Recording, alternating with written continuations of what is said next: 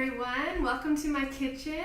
Thank you so much for being here. I'm Steph from Cheapskate Cook, and I'm really excited today because I normally show you just one recipe, but these two recipes that I'm going to show you today are so easy that there's enough time to show you two recipes. So the first one that we're going to make is applesauce. This is a really basic staple recipe, and it's one of those things that we don't always make from scratch. And honestly, most of the time, it's not even money savvy to make applesauce from scratch. It all depends. So like right now, in where I live, it is apple season. So apples are on sale in the store, they're in season at the farmer's market, you can get them really cheap. So every year around the fall, my family buys big bushels of apples. So for example, 2 weeks ago, we bought 80 pounds of apples. Honestly, this is what we have left.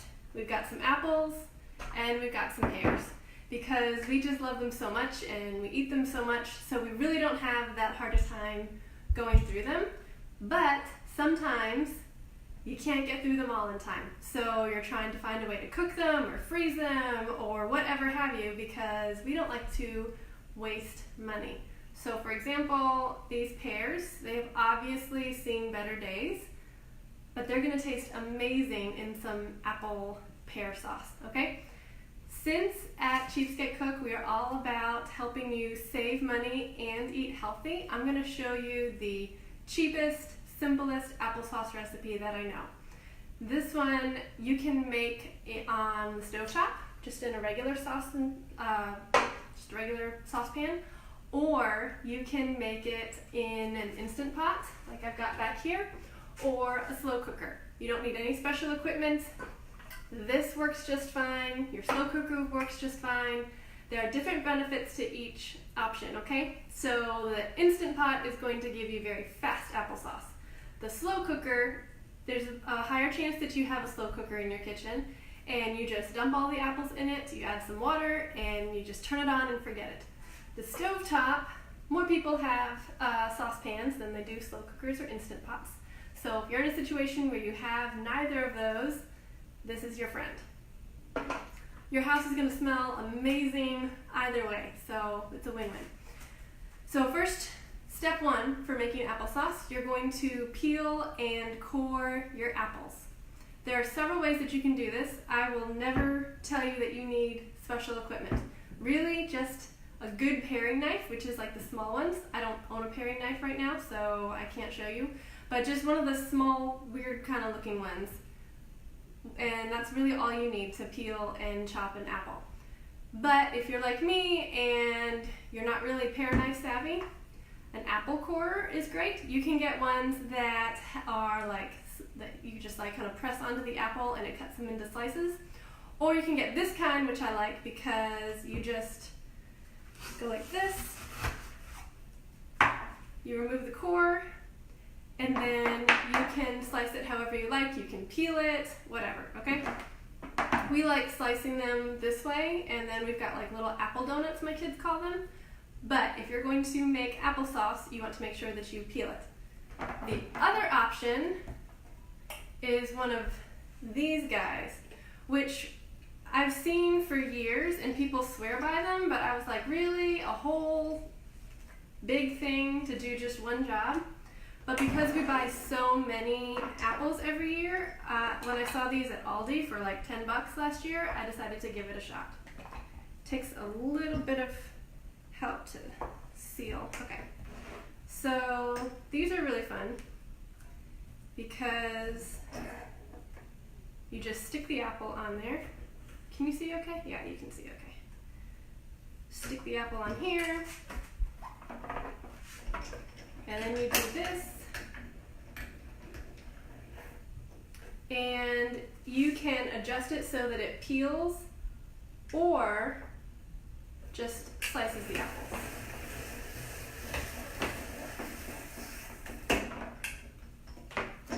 See? Just goes like this. Now, some people are going to want to peel the apples. Some people are going to want to leave them whole. It's really up to you.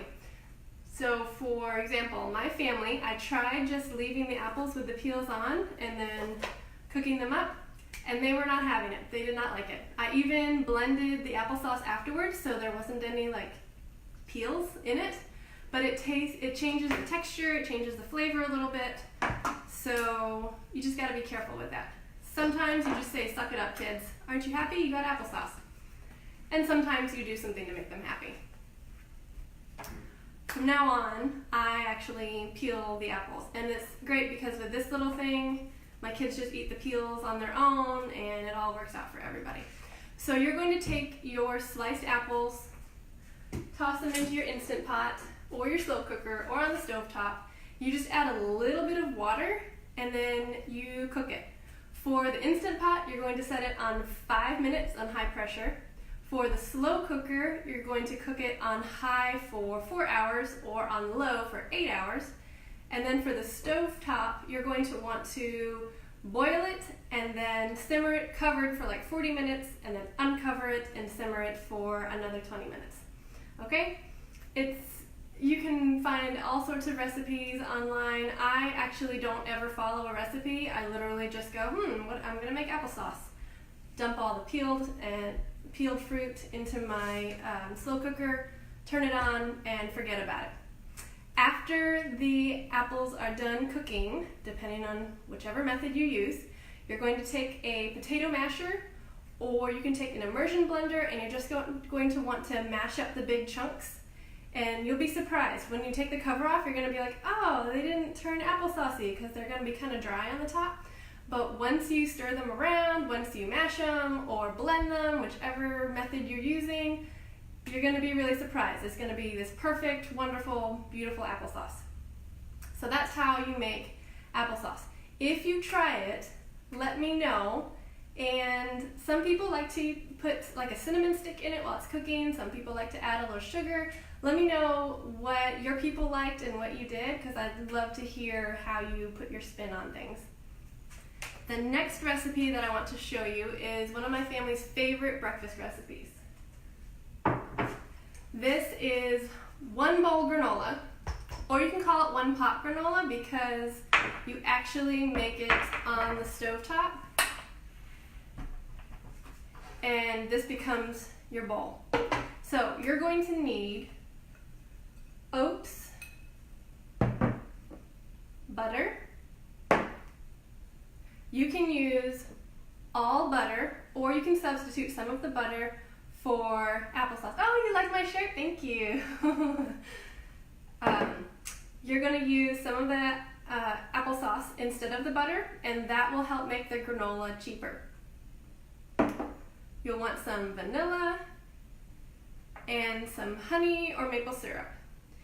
This is a lot of honey or maple syrup, and honestly it kills me every time I make it because it's a lot, right? Here's how I make it work for me. If I can substitute the butter with some applesauce, and if I can buy the maple syrup or the honey in bulk, that's how I get the best price. That way I feel like I'm making good use of my money, and that way I'm not using sugar in my granola, because part of why we're making our own granola is so that we're not giving our kids a whole load of sugar in the morning. So that's why I prioritize using the honey, and that's how I make it work for my budget. The other thing you're going to want to be careful of is all of the additions that people add to granola. So people love to add slivered almonds, coconuts, like the shredded coconut, sunflower seeds, pumpkin seeds. You can add so many different things to your granola. My family likes oats, and that's it. So on the one hand, that makes it easy and cheap. On the other hand, I'm like, the oats are like the least beneficial thing in this whole breakfast granola deal. But just make it work for you, okay? Today I'm adding slivered almonds to our oats because Mama likes slivered almonds, and if I'm cooking, we're gonna make some granola that I like. So you're gonna want to take your saucepan. I cannot figure out this word.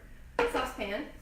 And I like to use this rubber spatula that you can use even in the heat. I forget what silicone. It's a silicone spatula. turn it on medium.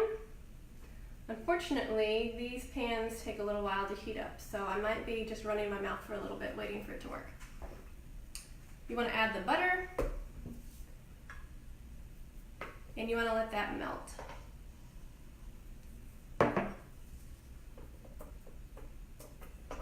I would love to hear if any of you guys have ever made granola and what you have put in it.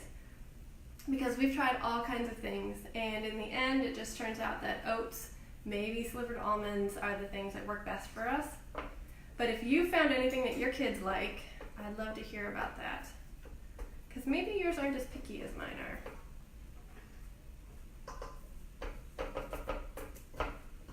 Oh, I wanted to tell you that applesauce, after you cook applesauce, I'm just going to set that here and let the butter melt. After you make your applesauce, you can store it in jars or plastic containers in the fridge for, I don't know, 3, 4, 5 days, a week. But if you want to keep it long term, you just pour it into like a quart size, or depending on how much you make, a gallon size freezer bag, and then lay it flat in your freezer. If you lay it flat, it'll freeze faster, it'll be easier to stack and keep your freezer organized, and it'll stay good in there for like up to a year. So we tend to make applesauce during this time of year, and then even next spring we'll still have some applesauce in the freezer. If your kids aren't big fans of applesauce, which really, what kid isn't a big fan of applesauce, you can actually use applesauce to substitute some of the fat in baking. So don't write off applesauce as an option if you've got apples that need to be cooked, but your family doesn't like applesauce. You can use it in baking. For example, on my site, there's a recipe for simple baked oatmeal, and it calls for some pumpkin puree or some applesauce. So you can use it in there, and that's honestly how we eat most of our applesauce, is baked into the simple baked oatmeal. There's also some like mix in the pan oat and berry or oat and apple bars, and you can substitute some of the fat from that and just use the applesauce. I've also got quick bread recipes, you can use that, all sorts of things. After the butter is well melted, you want to add the honey and the applesauce. And your only goal here is to just make sure that everything is melted up pretty well. And you're going to want to get it to cook to be like almost boiling, but not quite boiling. You're not trying to make candy here. You just want to make sure everything is evenly warmed up. So we got the applesauce.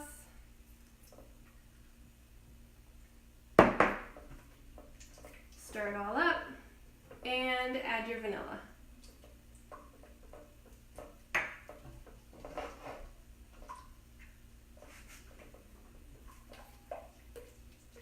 Now I'm doing the bad thing and cranking it up to high because the butter is still cold, so we've got little chunks hanging out right here while I'm waiting for it to all melt together.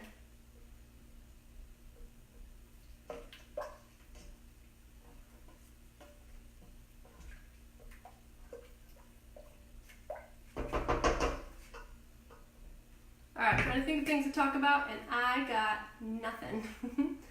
One of you guys mentioned my shirt. Thank you. I really like it. It's from Target. I found it a little while ago, and honestly, I don't love kale. I know if I'm like a real food blogger, I should probably love kale, but I really don't. I've heard if you like massage the leaves, then it makes a great salad. But my philosophy is if you have to give a massage to your food, then I'm not going to cook it. I might buy it if it's at a restaurant and someone else massaged it, which sounds kind of gross, honestly. But I don't have time to be that picky about my food. I'll just eat a regular salad. Alright, after everything is all melted together, you're just going to add the dry ingredients. So this is the oats, it's the almonds, it's a dash of cinnamon, it's the shredded coconut, it's whatever you want to add to it. You just want to make sure that it's about 6 cups for this particular recipe. This is a 1 gallon size saucepan, so that is more than big enough to fit this recipe. And it's a pretty common size. You don't need a huge stock pot or anything.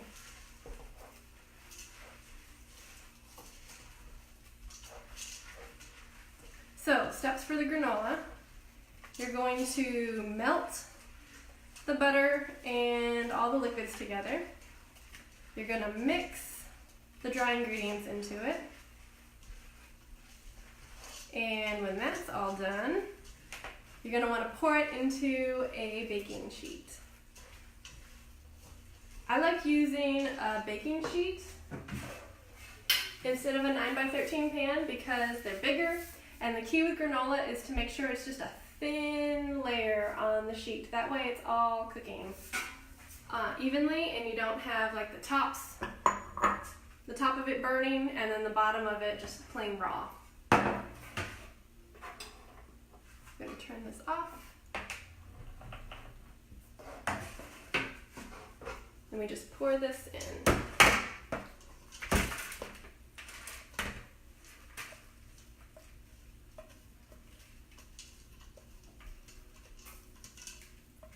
Also, it smells amazing.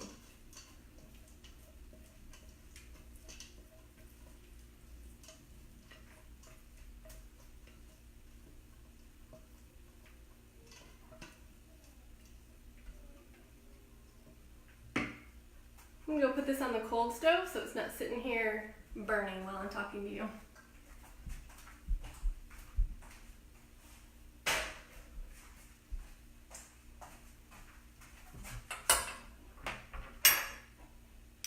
Let's get that out of the way.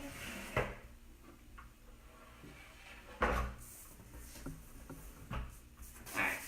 how's that? Can you see that alright? So once you've got the granola on the pan, you're just going to spread it out like this.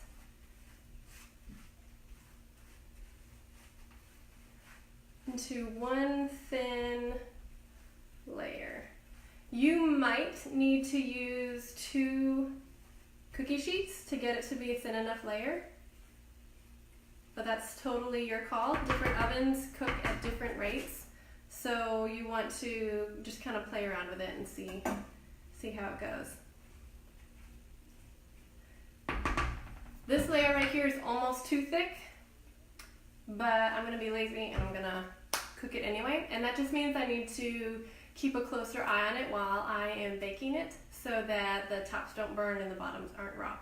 So you're going to bake this at 325 degrees for 15 minutes and then take it out of the oven with an oven mitt and take this again and just stir it around, and all you're doing is making sure that nothing's sticking to the bottom of the pan and make sure that any oats that are underneath are being moved to the top and the ones that are on the top are going to the bottom so that everything can get evenly golden and crispy brown.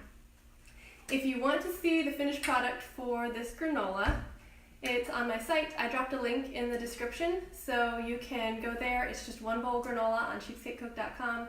And there's pictures of the finished product, and there's recipe notes like what I said about substituting the butter, and ideas for other ways to save money with granola.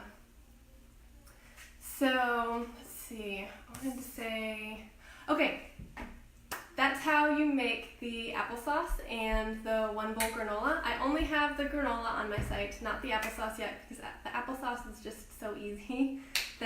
And there are so many recipes, like literally just Google applesauce and whatever appliance of choice, stovetop, Instant Pot, slow cooker, and you will find a perfectly wonderful recipe. The only thing I recommend is try it without the sweetener. Most of the recipes will call for some kind of sugar or something. It really doesn't need it, okay? If you look on, like if you go to the grocery store and you get unsweetened applesauce, it's just apples and sorbic, however you say it, acid, which is just like a little preservative type thing to make sure it looks good in the can. So you don't need sugar in your applesauce. That saves you money, that saves you diabetes, whatever it is, okay? So If you tried this recipe or the applesauce recipe as a result of this video, I would love it if you showed me a picture, because I love seeing you guys getting in the kitchen and trying new things. I love seeing how you put new spins on the recipes. So go ahead and share it to Instagram, and you can tag me at CheapskateCook or #CheapskateCook. And remember, I'm going live every Sunday at 6 p.m. to show you a new recipe or just to talk anything save money, eat healthy. If there's anything in particular that you want me to share, like a recipe that you found on my site or something that I talked about that you want me to elaborate on or you want to ask questions about, feel free to message me or comment below, and I'm open to ideas because I love hearing what you guys are wondering and what you're struggling with and how I can help you. So, love it if you join me again next week at 6 p.m. Central Time. Thank you so much for joining me in my kitchen, and I hope that these help you save money and eat healthy.